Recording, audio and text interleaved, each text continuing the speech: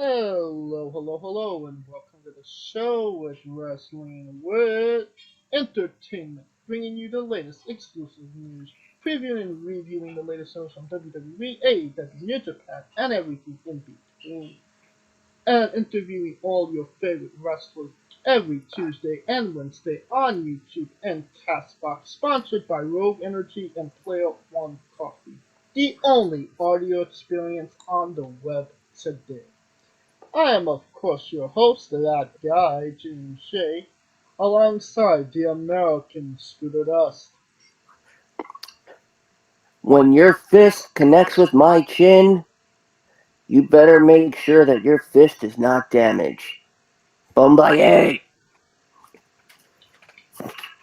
Now, it was a good week for us as this Wednesday we interviewed I interviewed son of Irish.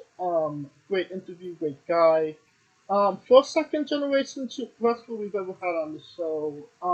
And he's dealt the future, and it kind of feels like the future is now.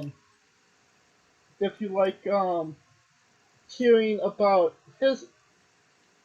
being a second generation wrestler, video games, South Park, tag team wrestling, Michael Richard Blaze, and much more, you'll get in that interview. Will not recommend, cannot recommend enough. This Tuesday we got pancakes.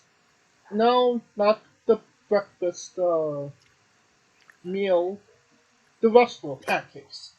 We talk controversial subjects like pineapple on pizza, the forbidden fruit event, um, his relationship with Abby Jane, Handsome Max Zero, Dungeons and Dragons, and so much more. And this Wednesday we have Cosmo Orion, up and coming from El Paso, Texas.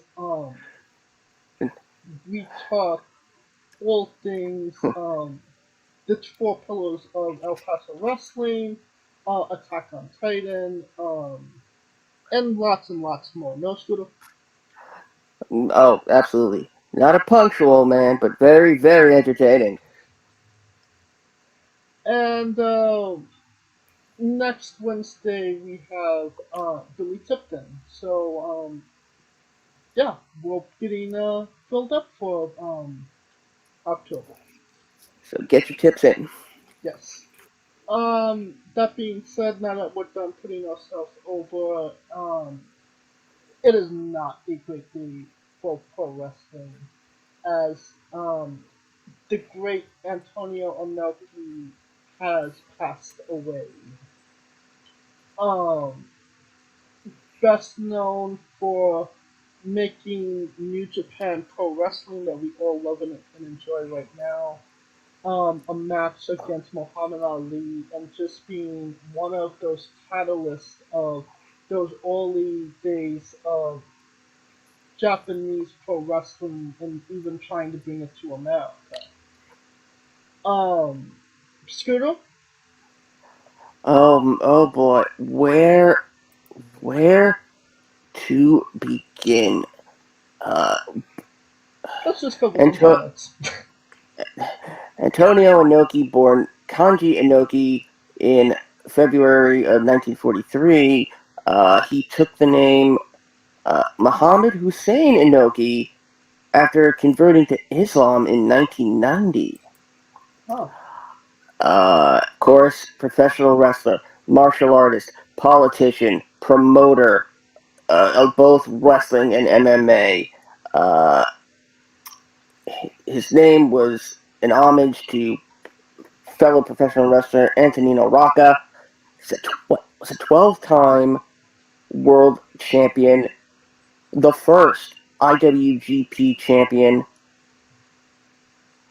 the first Japanese WWF heavyweight champion, which, as of this recording, is a ring not officially recognized by the WWE.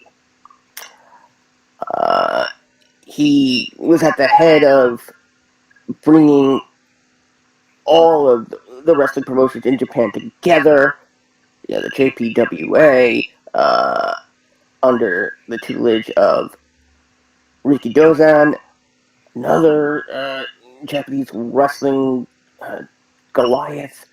As he mentioned, the 1976 fight against Muhammad Ali, long before Mr. T and Roddy Piper ever got it. WrestleMania 2. Yeah, that's the original boxer versus wrestler match. Um, God, I remember 1995. Inoki and Ric Flair. Uh, and this is when Inoki was already getting up in age. Headlining a one-time event, Collision in Korea, for WCW. Inoki would then show up on WCW television in the States and engaged in a feud with Lord Steven Regal, aka William Regal. Um, he's the only man that could get away with a legal chokehold because his finisher was the choke sleeper. Um, oh my God, there's so much. Oh man, he's a politician as well. Following his father's footsteps, joined the Japanese House of Councilors as a representative of his own party, Wow. the Sports and Peace Party. And of course, we mentioned 1990, after Inoki traveled through Iraq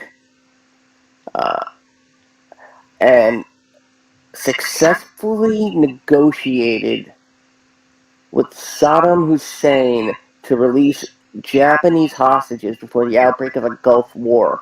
Oh my God. Yes, and it was then that the first ever professional wrestling event took place in Iraq. Um,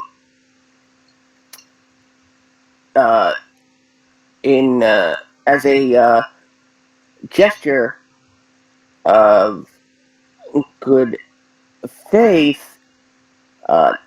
However, only 36 of those Japanese nationals ended up being freed because Saddam Hussein is an asshole, rotten hell. He would get involved. He wouldn't get involved, but he would be dragged into a number of political scandals. When does politics not have scandals? Okay. And I'm not even about to decode what a Japanese political scandal could be. But after his first time in politics, that's when he came back to wrestling. And then he returned to politics in 2013 to 2019 in the when he ran for a seat in the. Now I know this is not the Japanese diet. I don't think it's pronounced diet. I believe it's pronounced. Oh God, maybe it is diet. But, oh wow, that's a very interesting name for a political party. Under the Japanese Restoration Party ticket, he won. Returned to Japan's upper house as an MP. He was a political rebel. He took a lot of his own diplomatic missions, so to speak. Okay. Yes, Ali versus Inoki. Inoki was known for doing these types of stunts. And yes, of course, the most famous one is his fight with Ali. Um, I'm liking. Uh,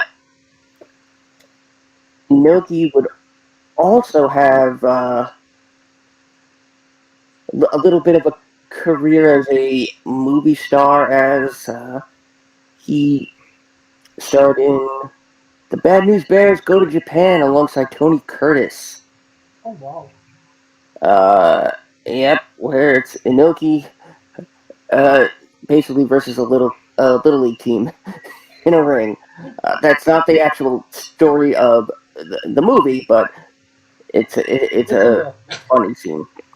Um, It certainly seems like Inoki was a man that, God, if you like, whether you like him or hate him, he certainly lived a full life.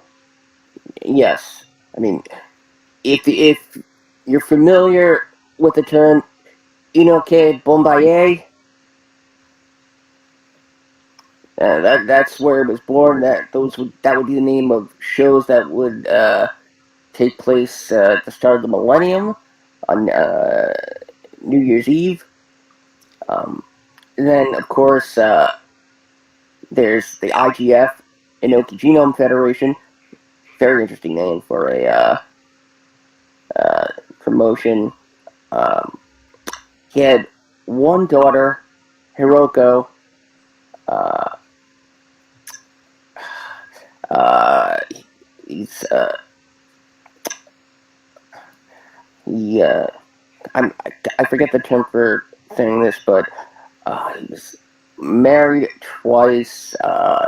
His first to actress Mitsuko Baisho uh, from 71 to 87. Then is married to Tazuko Tada, who passed away August 27th, 2019. Um, Inoki was being confined to a wheelchair in the midst of the pandemic. Um, and he passed away literally an hour before we began this recording uh, from a condition known as systemic transthyretin amyloidosis. Um, it's a protein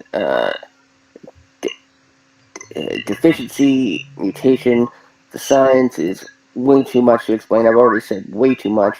Uh, James, if James is the manga guy, so he surely knows about Baki the Grappler, Tiger Mask, uh, all which featured Inoki as a character. But and of course Inoki uh, inducted into the WWE Hall of Fame in 2010. Uh, I could list his numerous uh, events, but and achievements, and the wrestlers he trained, but like, man, We'd be here all day. yeah. Just, okay, three off the top: the Great Muta, Shinsuke Nakamura, Rocky Romero, and Crush. Just to give you an idea of how much his influence How diverse uh, it is. spanned the world. Um, if if you were to create a Mount Rushmore of Japanese wrestling forefathers, Inoki would be the first one on there, along with Giant Baba, Riki Dozan, and Nonetheless, mm,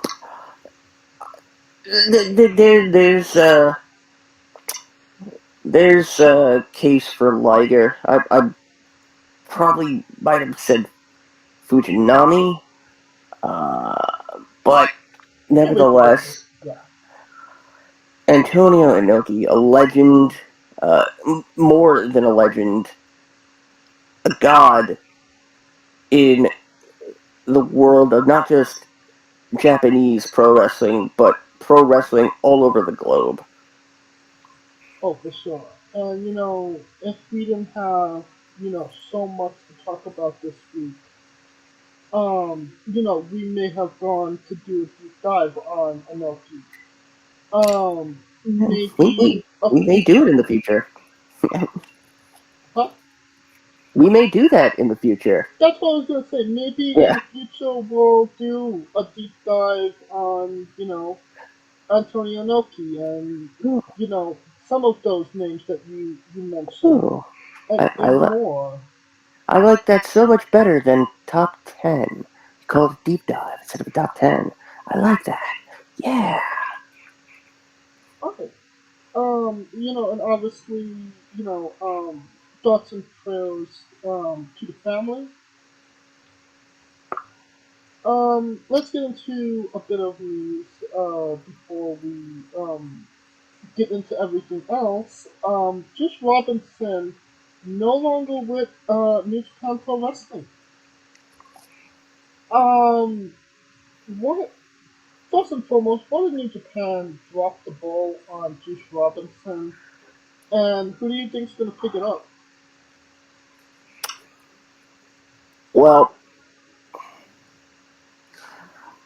I'm wondering if Juice Robinson got into his own mind and convinced himself that he was a bit bigger uh, than he thought he was. It also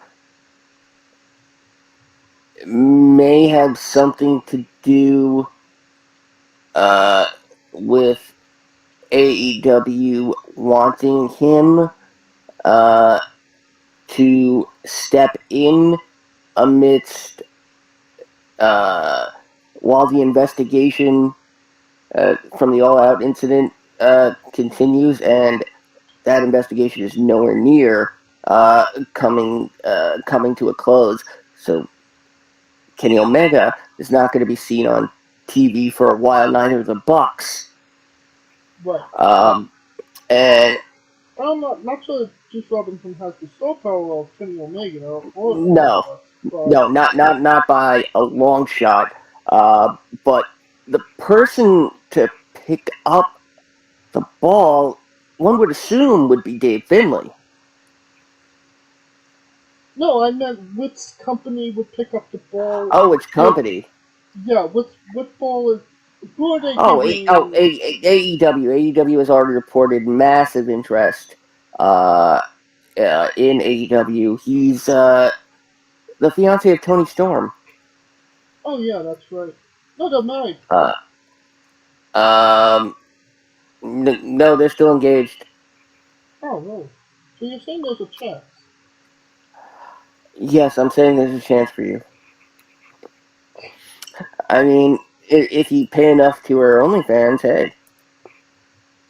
Um, but yeah, AEW. Look at him. He was already on. He's been on Dynamite already. He took Last part week. in the world title eliminator match last this past week Yeah. against Mox. This is honestly a throwaway match considering, the rivalry, destroyed rivalry they had in New Japan. But I mean, that just goes to show you how desperate AEW is right now to gather some youths. Yes, we also have to throw Impact in there because he was at uh, Impact's Victory Road special last Friday, Yes, where he teamed with both for Bullet Club members Ace Austin and Chris Bay. Um, but uh, Juice Robinson is highly wanted by AEW, as is somebody else, which I'm assuming you are probably going to segue into. Was you saying WWE? Mm, no, Bandito. Oh, they signed Bandito already. Hmm, AEW did. they all they offered him a contract, And it appears uh, like he accepted the offer. and Tony Khan hugged him. Um, if it's official, Do you not take hugs as an official binding contract? he has been. As of right now, it's still an offer. Okay. Nothing. Pen has not been put to paper. It likely will be. Well, back on Juice Robinson, that's just New Japan dropping the ball again on somebody that, could have done, you know, great things for them. It just seems when it comes to Gaijin wrestlers, they don't necessarily appreciate them as much as they should. Yeah, yeah, I'd say that's absolutely true. Speaking of underappreciated or overappreciated, depending on how you might ask, AW is doing some weak ticket sales in Chicago, Boston, Atlantic City, and Bridgeport. Why do you think that the ticket sales are so weak in those states, Scooter? I mean, Well, it's not like they're not there every single week. well, because they're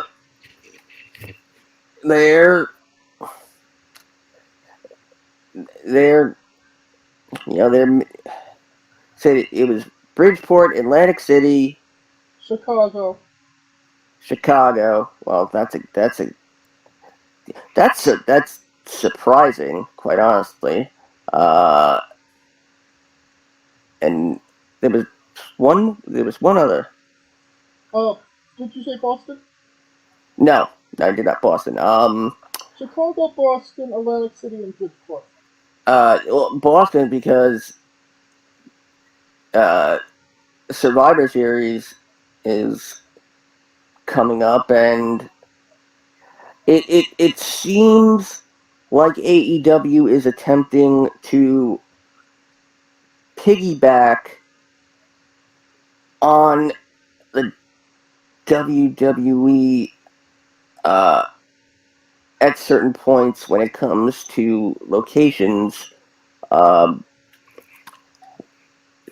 if there was, if we knew the, do you have the dates of those shows? The Chicago one is in November. It's right before Thanksgiving, I believe. But I don't know the other ones, unfortunately.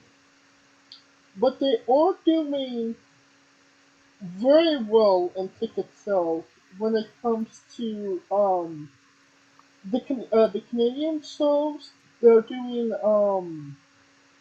the first show in Washington State, and those are selling well. Why? Because people from those states and countries haven't seen AEW yet. Uh, Now I'll give you two words that explain that. Brian Danielson. Canada as well. No, for Washington State. Well, yeah, but I mean, Washington's an underrated wrestling city. They love their pro wrestling. Well, Portland, Oregon, really. Uh, the Northwest is. or was a big territory back in the day. Oh yeah. Um, But do you think that so these, having weak ticket sales is going to motivate AEW to actually get out of, you know, the the the East and kind of bleed into other states that they haven't been into yet?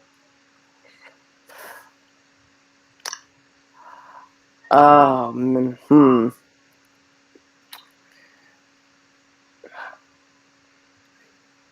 hmm. And that's a tough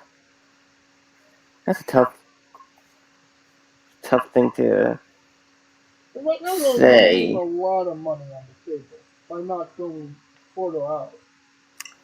Um, yeah, should, I mean, again, this is Tony Khan playing promoter, not being a promoter. He he doesn't want to understand the markets in literally every state now. Every state is its own market, and and the fact that uh, Washington D.C. is abysmal, uh, considering that D.C. Uh, the anniversary show where the first Dynamite aired uh, sold out instantly and had more than 14,000, and that's only at 2,200 roughly. Um, so again, I don't know who AEW has in their marketing uh, department, but they need a forecaster big time. They need someone who knows how to tap in to wrestling markets where they haven't been, and they need to do it slowly. They can't just go in and say, "Oh, we've done a show. We're this is AEW's market now." No, no. This is again. This is just it's terrible business.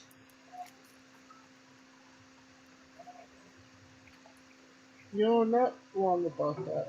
I mean, how is WWE supposed to take them seriously as a threat when they won't get out of the east off the East Coast? I mean, they could go up from New York to Florida, but they're not coming on this side of the country, and that's that's just one country. There's Canada, Mexico, um, Japan, the UK, etc., etc., etc. that WWE goes to yearly. I'm starting to think that Tony Khan doesn't have an actual passport. He just has the passport card, which allows you into Canada and Mexico, but you can't fly with it. It's the same type of ID card I have. Uh, You might not be wrong about that. um, he he really is uh, booking treating AEW as if it were the Jaguars. Yeah, you're not wrong. You're absolutely not wrong about that. And given that you know, football is, back up. Tony is he's gonna have his time split even more. So don't be surprised if AEW uh, descends in quality even further. Quality and attendance and ratings and gates. Well, it might actually gain in quality if Tony's not there, depending on who he puts to manage it. But I mean, that could be another conversation for another time, if it happens. I think that will conclude our news for right now, because we got a lot of. Next week is a big week for a lot of pro wrestling, so we shall conclude for now. A quick word from our sponsors. The only gaming drink company in the world with 4 unique product lines to suit your task at hand, whether it be juices, shakes, smoothies, and everything else in between. Their low calorie, no sugar energy formula is the perfect alternative to sugar filled canned energy drinks and sodas. Their extreme formula provides the most energy, focus, and sports performance possible.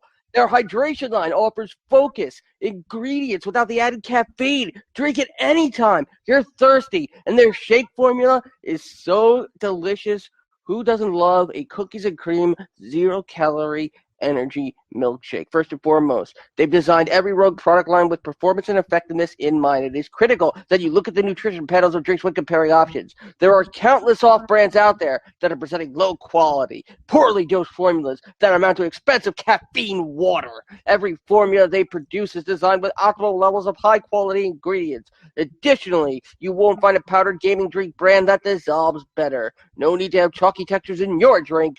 Their taste profiles are unmatched, specifically designed for gamers, athletes, students, entrepreneurs, people with hectic schedules, individuals with low energy, podcasters who can't shut up, people who are health conscious, and so much more. Great as both a pre-workout and as a coffee energy drink replacement. Specifically designed every Rogue product line to be the best gaming drink on the planet. Rogue Energy, more focus, more win. Use promo code WrestlingWithE for 10% off your next purchase. And we are wrestling with Impact Wrestling's Bound for Glory. It's October 7th, so next week, and it's coming from Albany, New York, Oh my God! Did you at, at the Washington Avenue Armory. Oh, Benny! God damn it, James! And yeah, it's pretty much their WrestleMania. One of the only times we ever talk about Impact. Um, and honestly, if you're talking about just watching a solid pro wrestling show that you just need to turn your brain off to watch, Impact Wrestling's there. They're giving a great product that not a lot of people are talking about right now. No, Scooter? Yeah, absolutely. Absolutely. I mean, they've got good product. It's it's just that you know they're they're not taking chances to grow. No, they're not. It's kind of weird. It's kind of like Impact Wrestling became the new Ring of Honor. That's exactly what I was going to say. Yeah, and as long as they're doing good and making money, I'm happy for that. And it does seem like they're doing well financially. I haven't heard anything bad. But let's get into this card that they got. The Call Your Shot Gauntlet 20 Wrestler Intergender Battle Royal. winner gets a trophy and a contract that they can invoke anytime within a year for a championship match of their choosing. God, didn't we see this just a number of months ago? Uh, um, it's. I will say this: Impact is trying to at least uh, set the bar of equality in terms of males and females competing against each other. Oh yeah, they not too long ago Jordan Grace wrestled Ziggy Dice. And again, she had a match against. She was the first digital media champion. Uh, Um, correct. and then lost it to Cardona, I believe. Then she went back. And now Brian Myers has it. We'll get into that maybe. Uh, Major Partita. Major part cheated, yes. Um, 9 entrants confirmed, which is kind of a little bit iffy. I hope they announce at least a few more for on this week's Impact. Quite possibly. But as of right now, who do you see maybe getting that spot?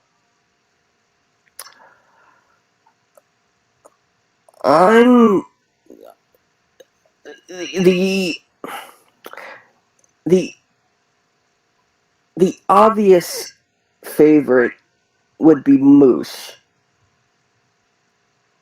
because he's done it before Yeah, and he did won. last year, I believe. I'm going to say Steve Macklin. Hmm.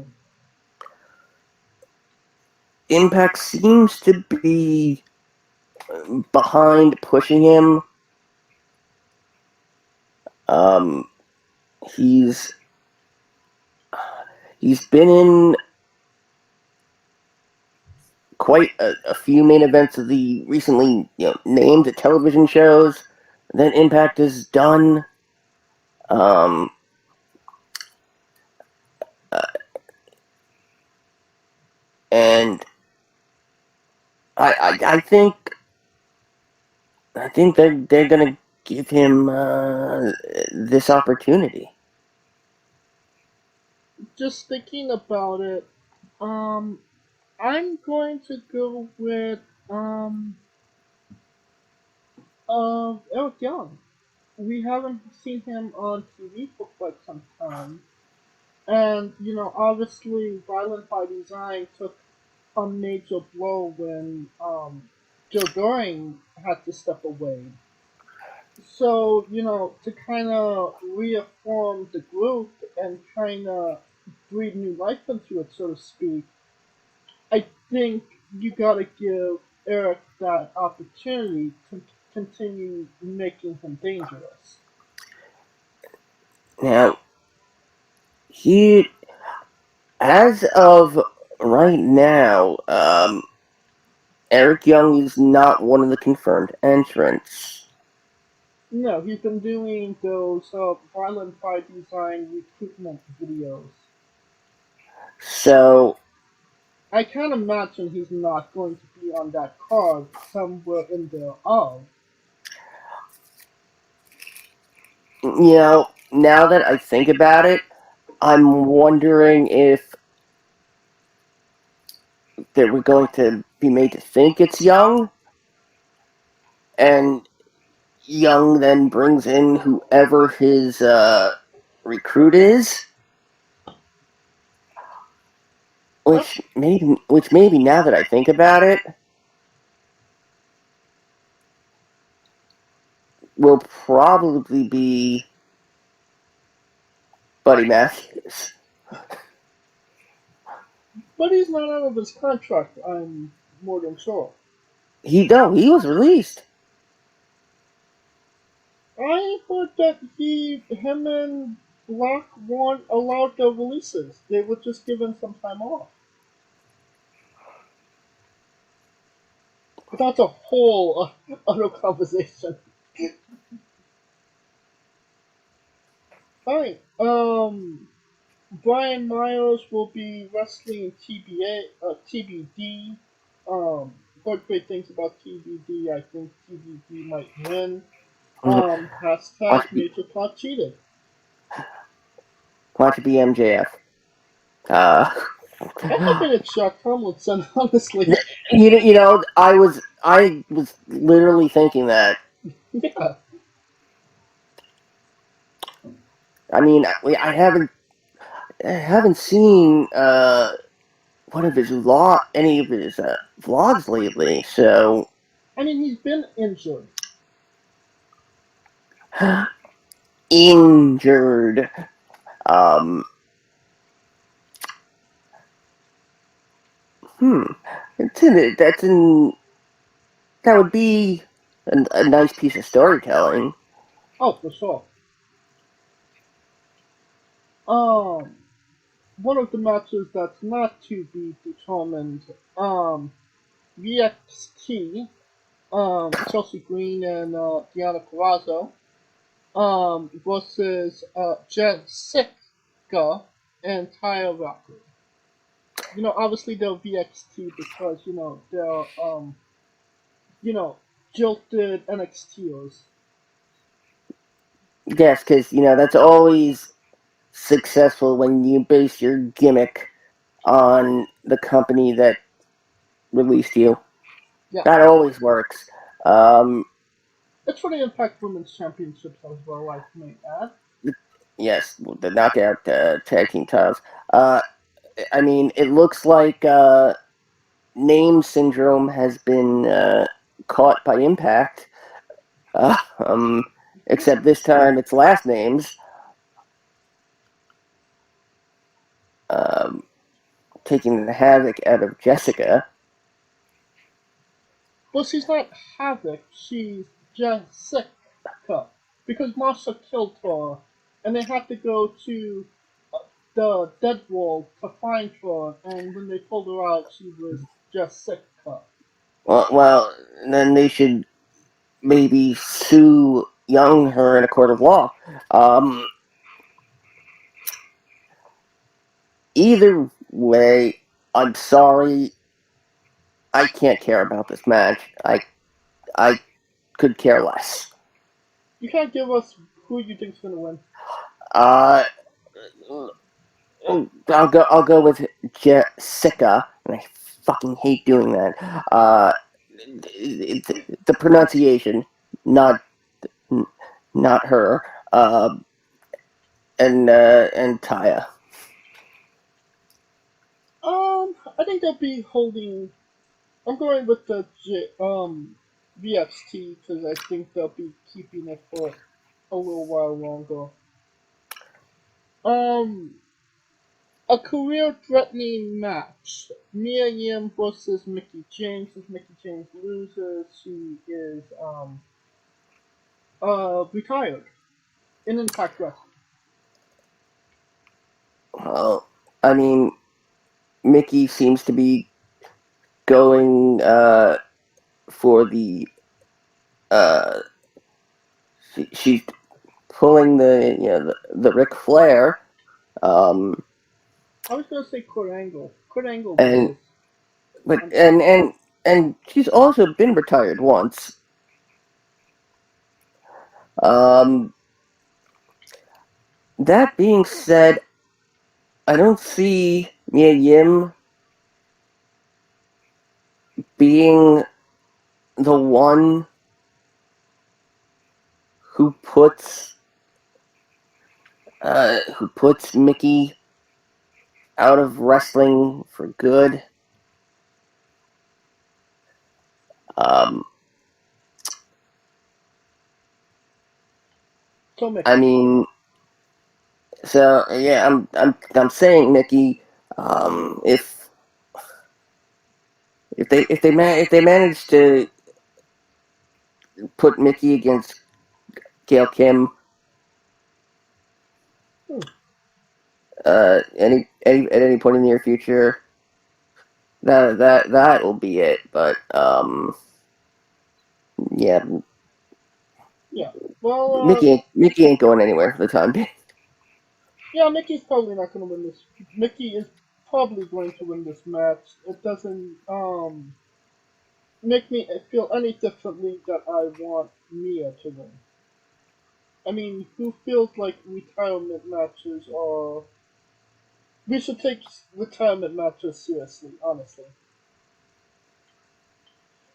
Um, Impact X Division Championship match: Mike Bailey versus Frankie Kazarian. I love Kazarian, but they could have Ooh. given Bailey a better match, honestly. I mean, he's been killing it, Bailey has. But what say you? Hey, hey, Mike Bailey, who? Ha! I wanna know if you'll still be champ. Um, hmm. Well, it depends if Kazarian still wants to kill me. Um, Fair enough. yes, but Bailey has been uh, going above and beyond. Uh, Bailey to retain. Right. We got the Impact World Tag Team Championship match. Honor No More, Matt Taven, Mike Bennett, versus Motor City Machine Guns. Who wins here? An interesting situation here. Um, but as much as I'd love to say the Motor City Machine Guns, they're they're in the twilight of their career. I mean, you could probably say that about Mike Bennett too. Um, Oh, most certainly. but yeah, honor no more to retain. I agree. Impact Knockouts World Championship. The match I'm looking forward to. Jordan Grace versus Masha Slamovich. Theodore Hoover. Now, we are very, very biased Yes, in we this are. one. Yeah. We're not going to hide that fact. No. And I expect Masha to win in 30 seconds. In fact, I expect Masha to win so hard that Jordan Grace will end up leaving the arena so fast there will just be a dust outline of her, like in the Looney Tunes. Yeah. Yeah, Masha to win. Yeah. Masha. But whatever. And then we got the Impact World Championship match: Josh Alexander versus Eddie Edwards. Who wins here? It's amazing to see that if 10 years ago, if you told me that this would be main eventing uh, a pay per view, I'd have laughed in your face. I mean,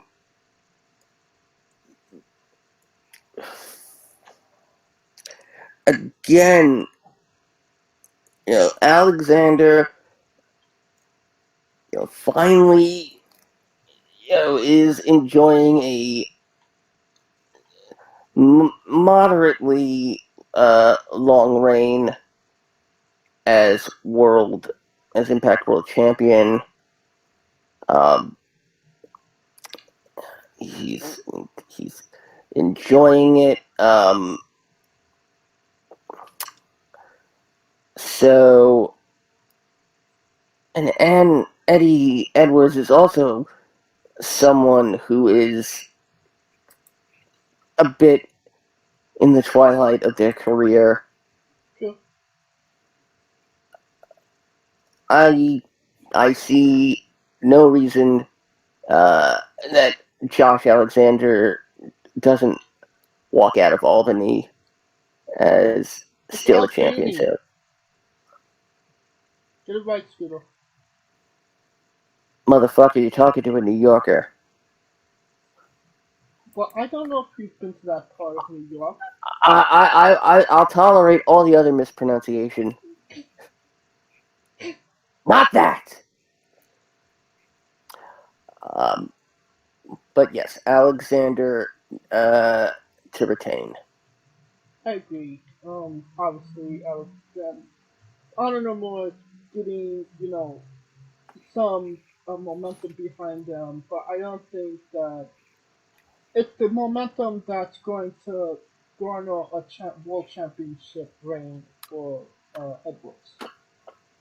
And it's going to be very interesting to see who Alexander's next challenger is when Impact shows up in Wales, Vagina, California.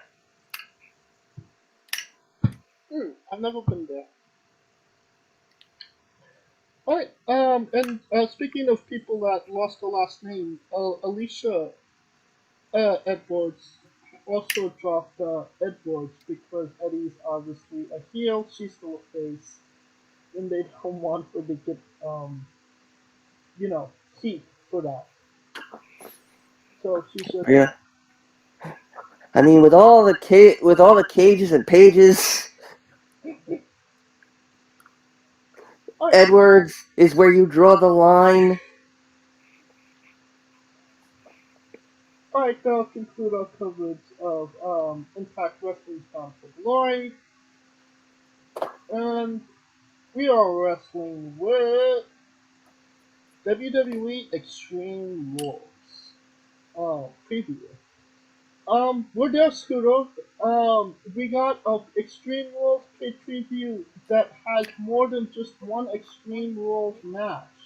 Yeah, in fact, it's the first one since 20.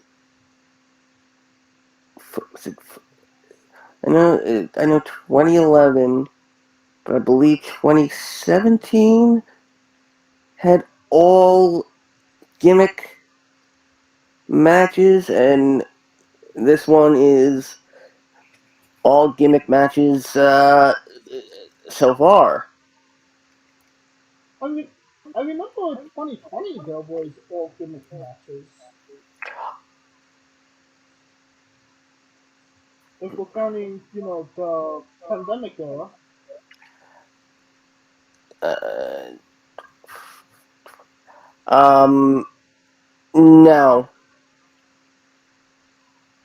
no, there were at least two matches that were regular matches. Okay, fair enough. All right. So this is the second. Well, not the second, but this is a PLE that does not have Roman in the World Championship attached to it. Do you think that these shows kind of prove that they don't need Roman to be successful because there really hasn't been a bad one of these PLE events since the beginning of 2022? It's very true, and oddly enough, it's every time Roman is at them, the show takes a dip in quality at the main event.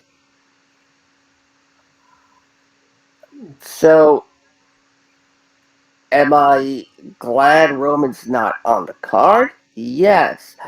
Am I pissed the Undisputed Universal Championship isn't the focus of the show? Yeah. Are you pissed that Logan Paul is getting a title match? Uh, I mean, I really thought I'd have a title match for Logan Paul. We all did. Uh, I mean, considering that considering that it looks like Brock is coming back. God, yeah, I expect this to be consistent the entire show. Alright, the order that we do this is going to be a little wonky because, obviously there's no title match involved.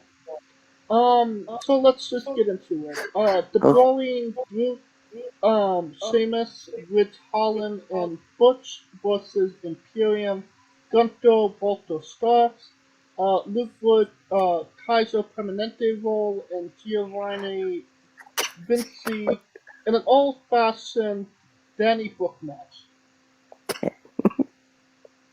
Go in, Scooter. definitely not the English language. Who needs it? Uh, well, I expect the Brawling Brutes to bring in their fourth member, Luke. And we get the Brute Whackers. Uh, I mean, this will be a fight. It'll be a good fight. It should be entertaining. I think it's going to be a lot of fun. Especially given that uh, on SmackDown at the end of this week, uh, it's Sheamus and Gunther once more for the Intercontinental Championship. Very true. So this is gonna be there's gonna be a lot of red chests.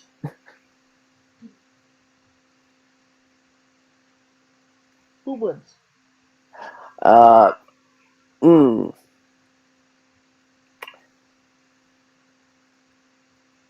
um, I'm going to say the Brutes only because I'm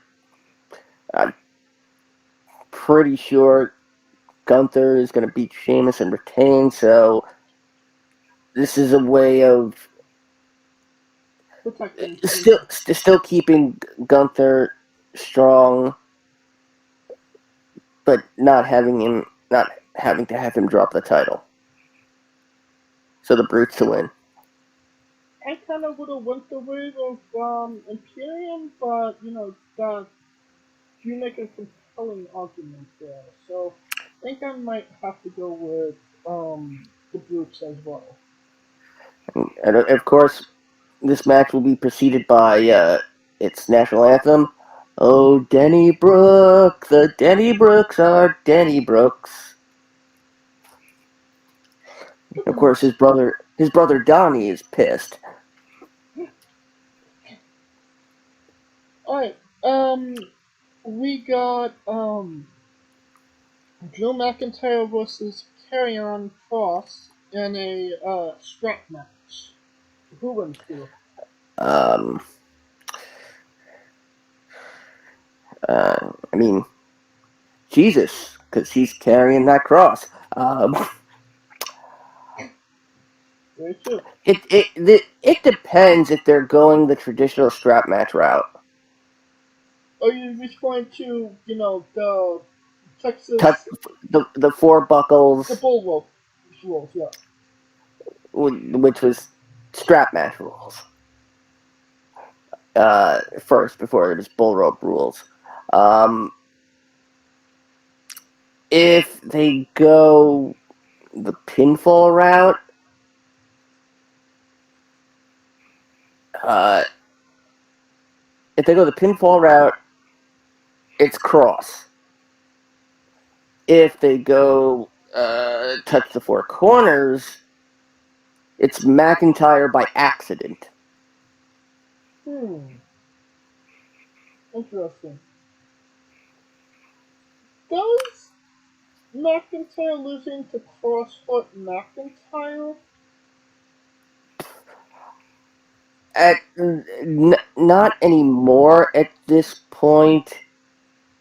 McIntyre, I think, now is solidly entrenched in the upper mid card to main event scene. So he'll never be seen as the 3MB lackey, ever again. Yeah. So uh, if Cross was still bald, this would be a squash. But yep, if there's if it's a, if it's a wrestling match with a strap included, Cross. If it's a traditional strap match, McIntyre by accident when Cross throws him into the final buckle he needs to touch by accident. Either which way, I'm going to Cross. If Cross loses, maybe at this stage it might hurt him. Um, I don't think they want to do that. They need a monster for McIntyre to slay, and he's not that monster yet. Speaking of monsters, Matt Riddle versus Seth freaking Rollins in a fight pit match. This is the first time on WWE programming we'll be seeing the fight pit. Who wins, Riddle? Now, given the fact that uh, it's a good possibility Randy Orton's career might be done for the time being. Which is why I think they've stretched Riddle and Rollins out so much.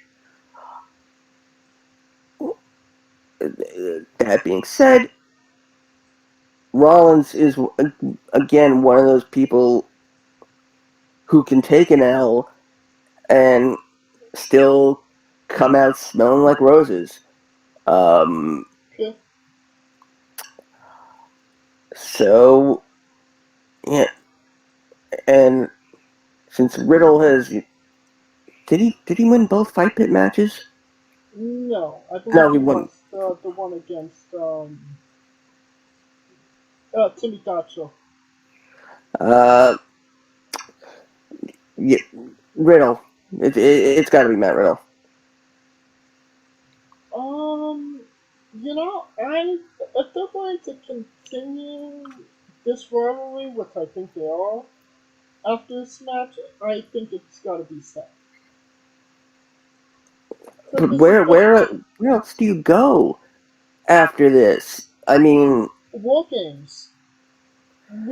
I believe we had this conversation that, yes. it would be, Judgment Day and Seth Rollins versus, AJ Styles, Edge, Rey Mysterio, and Riddle. And maybe they have a blow off match in December just to say we're done with each other, but yeah, this is um, definitely going a little bit longer.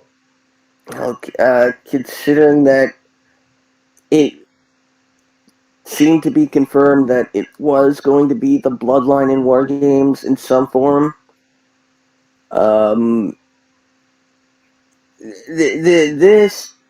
this is this is an ultimate match. This like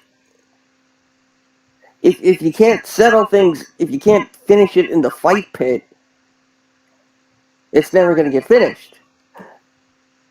So I And mean, yeah, yeah, but it's WWE. yes, yes, but it's not your grandfather's WWE anymore. Um, if Rollins wins, it's going to keep going forward. But Rollins has gotten the win in every match in this feud. They've only had one match. The one at Cross at the Castle. There, no, there was another one on Raw, uh, but before it went into actually being a full on feud. I feel like that Um, doesn't count. so it's gotta be Matt Riddle. Alright, we shall disagree. We got Liv Morgan versus Ronda Rousey in an Extreme Rules match for the WWE SmackDown Women's title. Scooter, your thoughts on Ronda? Man, fuck Ronda Rousey.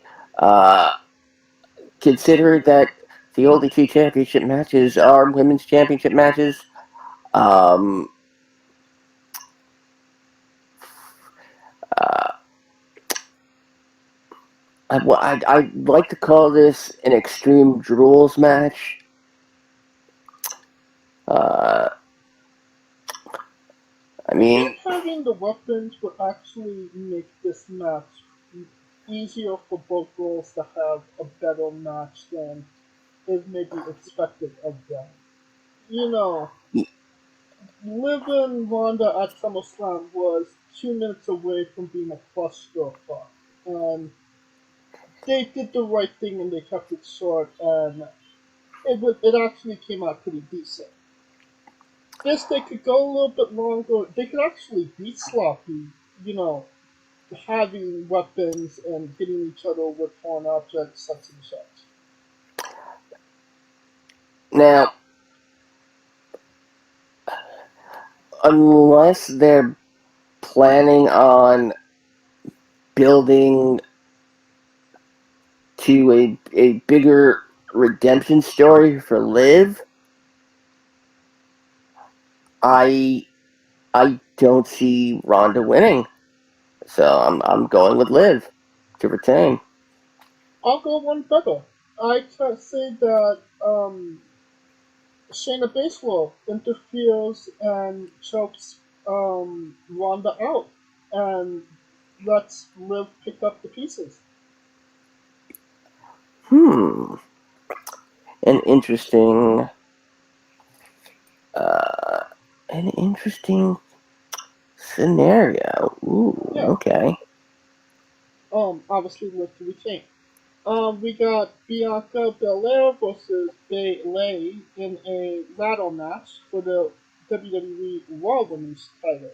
Who wins here?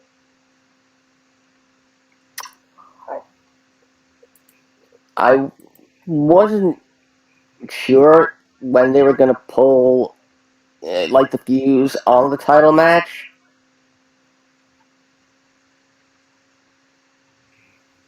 That being said, given we're 2 months in, a little more since Bailey's return, does taking the loss here, yeah, do more damage than they can control?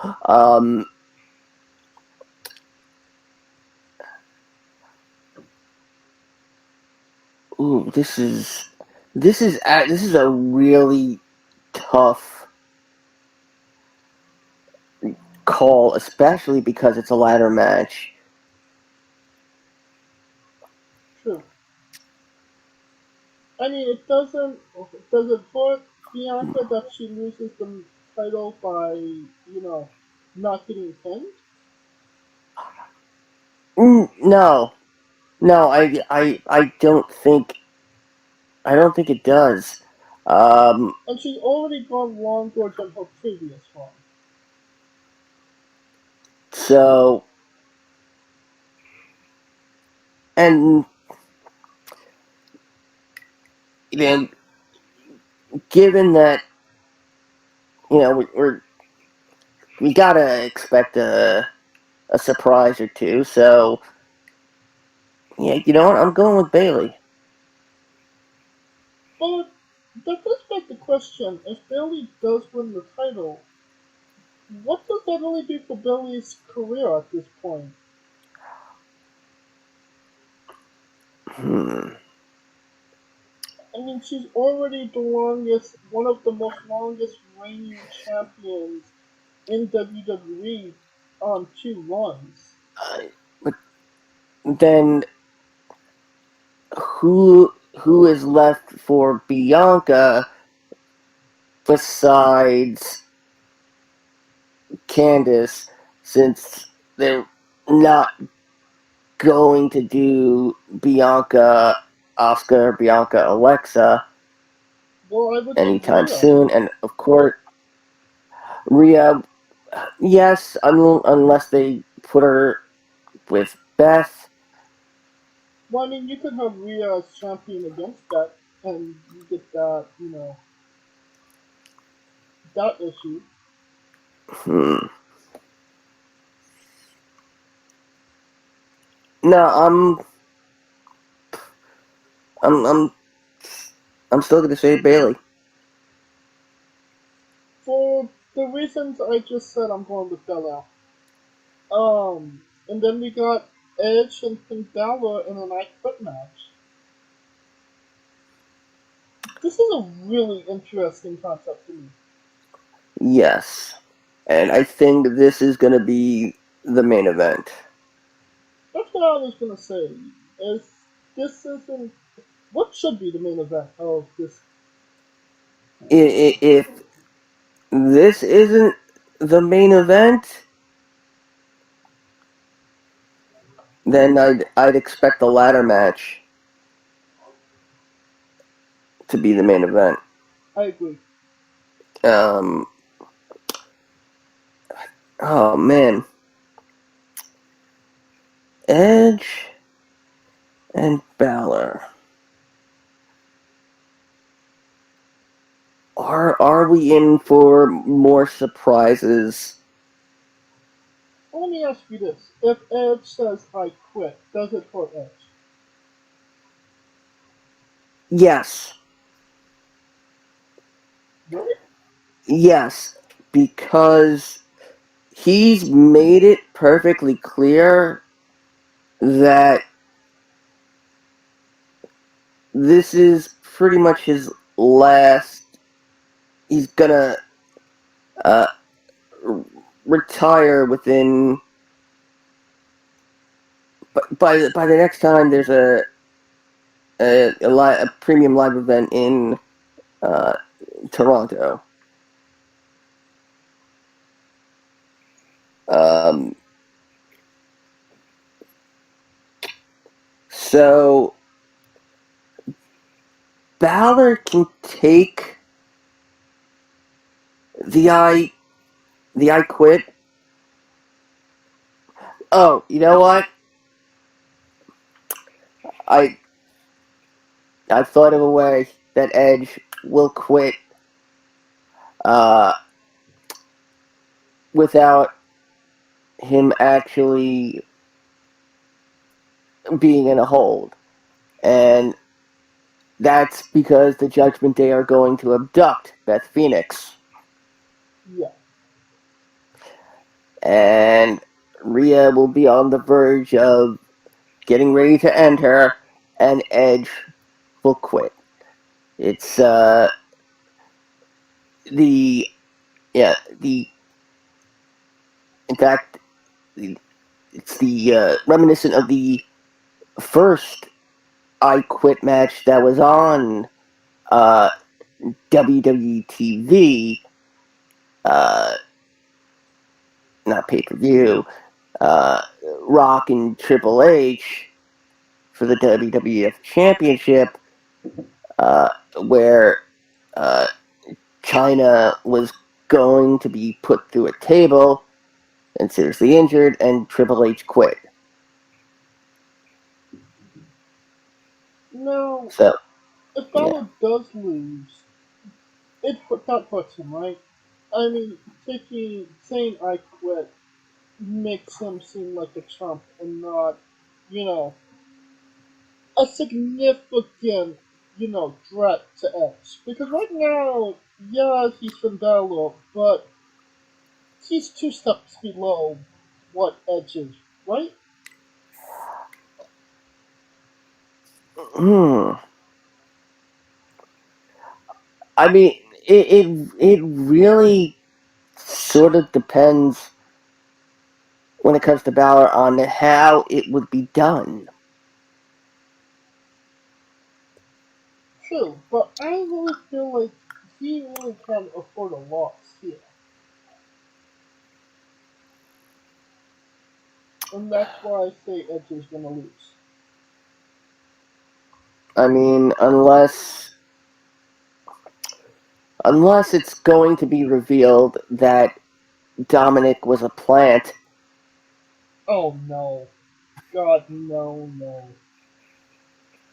No. What are. I mean, maybe even no, because they're not gonna do that with Ray. Um, yeah, it's Balor to win by abduction. Alright, that will conclude our coverage of Extreme Rules. And I think this episode as a whole. If you like what we're doing, please. Before we get out of here, Scooter, how should you listen to Extreme Rules? Of course, you should listen to it courtesy of the remix on YouTube. Listen to me, James, and Ryan Dust bring you all the alternate commentary you could want for Extreme Rules, the remix on YouTube. Premium Again, audio companion experience for all your needs. Again, that will conclude this episode.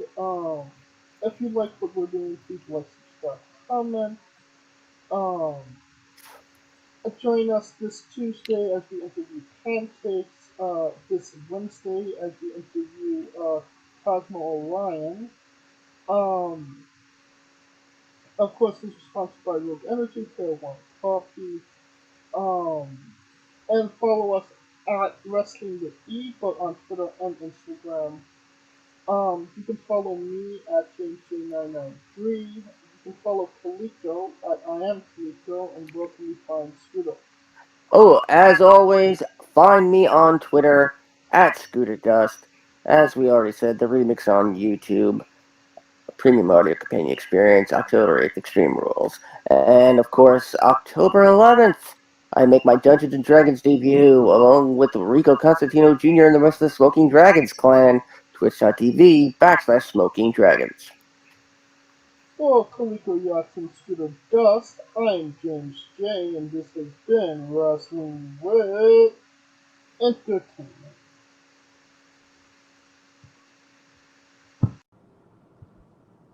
Hey guys, this is Brutal Bob Evans from Hangs with Bob Seminars and TheWrestleLife.com, and you are listening to Wrestling with Entertainment, one of my favorite podcasts in the whole wide world.